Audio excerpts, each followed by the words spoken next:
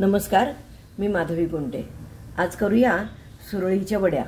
1 वाटी ताक, 2 वाटी पाणी आणि 1 वाटी डाळीचं पीठ म्हणजे बेसन चांगलं हाटून घेतलं आणि ताटावर पसरून त्या मी आता सुरळीच्या वड्या करून घेते। कुठेही न तुटता शेवटपर्यंत वळकुटी होणं हेच या सुरळी वडीचं वैशिष्ट्य आहे। पूर्ण ताटभर निघालेली वडी, सुरळीची वडी।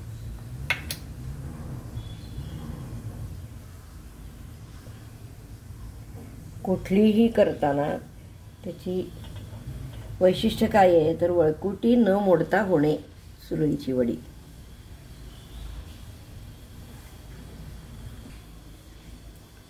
आणि ही अखंड निघालेली वळकुटी, कुठेही चीर नाही, काही नाही, काही नाही। मऊ मुलायम सुरळीची वडी। सुरुवातीपासून शेवटपर्यंत ताटातली पसरलेली प्रत्येक सुरळीची वडीची वळकुटी कुठेही न मोडता एका वाटीमध्ये पूर्ण 2 ताटं तयार होतात।